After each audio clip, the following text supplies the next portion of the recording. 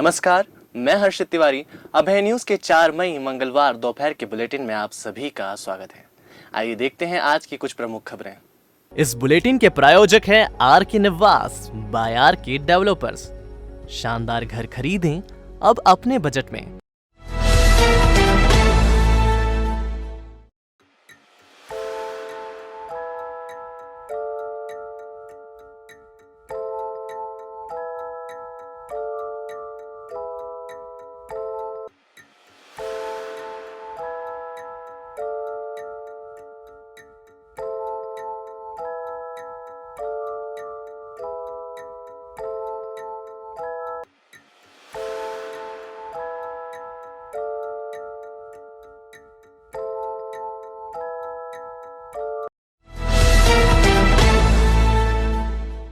उज्जैन के देवास गेट चौराहे के पास स्थित माधव नगर कॉलेज की स्टेट बैंक ऑफ इंडिया की मालीपुरा ब्रांच में सोमवार मंगलवार की दरमियानी रात एक अज्ञात व्यक्ति ने चोरी का प्रयास किया।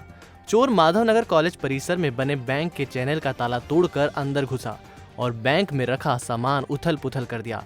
हालांकि चोर अपने इरादों में कामयाब नहीं हो सका और कुछ देर कोशिश करने के बाद चला गया। चोरी के प्रयास की यह घटना बैंक में लगे सीसीटीवी कैमरों में रिकॉर्ड हो गई, जिसमें चोर बैंक काउंटर की ड्रॉज को खंगालता साफ नजर आ रहा है। इसमें रोचक बात यह है कि चोर ने घटना को अंजाम देने के दौरान भी कोरोना संक्रमण की गाइडलाइन का पालन करते हुए मास्क और हेड कैप पहना हुआ है। संभवतः उसने अपनी पहचान छुपाने के लिए भी ऐसा किया हो। घटना रात लगभग 2:30 से 3 बजे की है। बैंक प्रबंधन ने चोरी के प्रयास की सूचना देवास गेट थाने में दी। सीसीटीवी फुटेज के आधार पर पुलिस आरोपी की तलाश में जुट गई है। वैसे कैश तो कुछ नहीं गया है, बाकी सारे सामान उथल पुथल कर दिया है, ताला तोड़ दिया और करेंसी चेक जिसमें पैसा था वो ताला तोड़ने की कोशिश किया पर सफल नहीं हो पाया। आज हमें ना बैंक के द्वारा सूचना मिली थी कि ताले टूटे हुए हैं। हमने जाके देखा तो वहाँ उनका जो भवन का जो पहला चैनल है उसका ताला टूटा था, वो एक अंदर का चेस्ट है वहाँ का चैनल के ताले टूटे थे और बाकी का सामान बिखरा हुआ था। एक अज्ञात चोर उसमें सीसीटीवी में दिख रहा है, वो उसने चोरी की कोशिश की है, लेकिन कोई मतलब राशि वगैरह चोरी नहीं हुई है, लेकिन उसने प्रयास किया है। पुलिस सीसीटीवी में जो फुटेज में जो अज्ञात चोर दिख रहा है उसकी हम तलाश कर रहे हैं। आसपास के सीसीटीवी फुटेज भी हम देख रहे हैं और शीघ्र ना इसका खुलासा कर दिया जाएगा। लॉकडाउन में आज कई समय बाद मंगलवार को उज्जैन आईजी योगेश देशमुख शहर का हाल जानने निकले। उनके साथ एसपी सत्येंद्र कुमार शुक्ल भी उपस्थित रहे। इस दौरान उन्होंने शहर में कई स्थानों पर आम जनता की समस्याओं को सुना, चेकिंग पॉइंट का निरीक्षण किया, पुलिस कर्मियों का उत्साह बढ़ाया। मीडिया से चर्चा में उन्होंने बताया कि कोरोना महामारी के कठिन दौर में पुलिस को एक साथ कई जिम्मेदारियों का निर्वाह करना पड़ रहा है, जिससे उनमें बढ़ते तनाव को देखा जा सकता है। पर इस तनावपूर्ण स्थिति में भी उन्हें जनता के साथ अपने व्यवहार में संतुलन बनाए रखने की आवश्यकता है। साथ ही उन्होंने जनता से भी पुलिस कर्मियों को बराबर सहयोग देने की अपील की। ये बहुत कठिन समय है, जनता के लिए भी कठिन समय है, प्रशासन, डॉक्टर्स, पुलिस के लिए भी बहुत कठिन समय है। तो हमारे जवानों का मनोबल ऊंचा रहे और जनता की भी समस्याएं हैं उनको भी सुने, यही सब देखने के लिए है। और लॉकडाउन ठीक ठाक पालन हो, सभी लोग इसका महत्व भी समझें।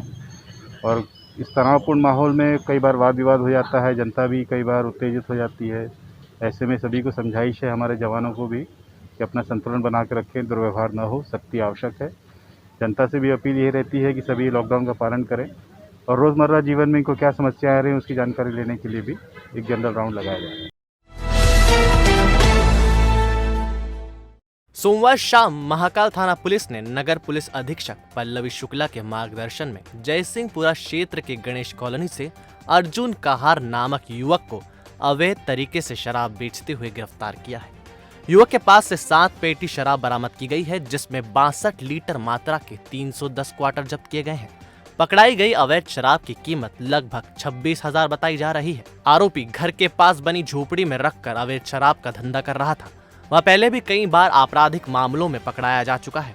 महाकाल थाना पुलिस ने आरोपी पर आबकारी एक्ट की धाराओं में कार्यवाही की है। पुलिस को लगातार सूचना प्राप्त हो रही थी कि थाना महाकाल क्षेत्र में अवैध शराब बिक रही है। इस पर हमने टीम गठित की थी और मौका पाते ही हमने दबिश दी, जिसमें 7 पेटी शराब जब्त की गई है।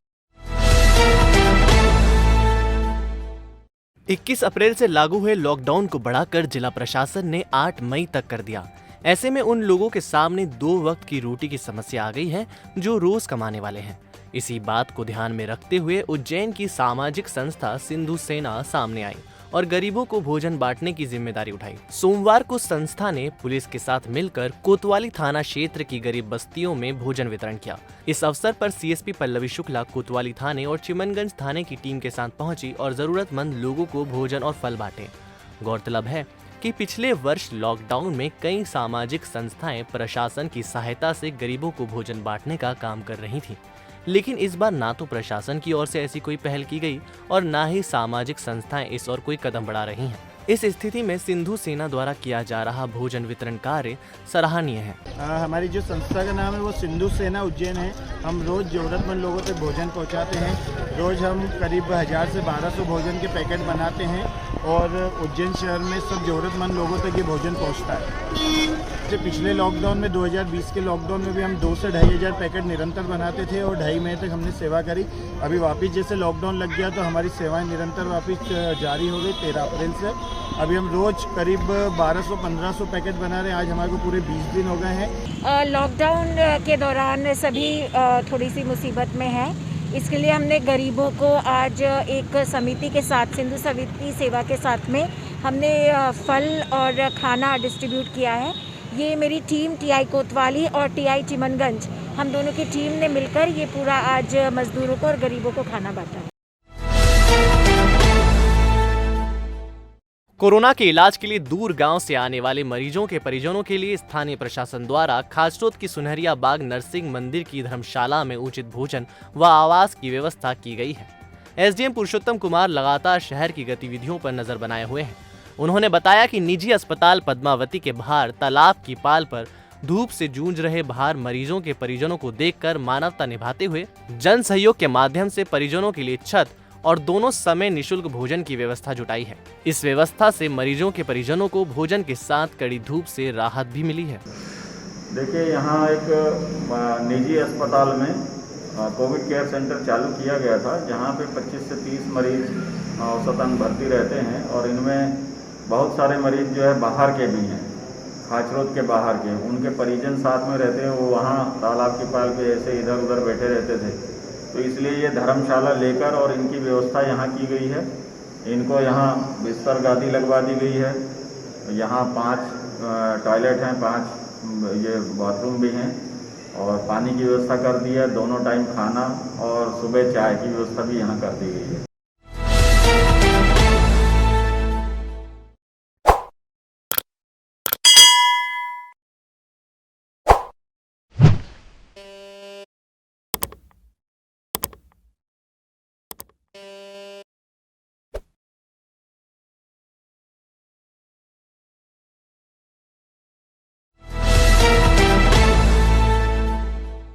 तो आपने देखा हमारा बुलेटिन।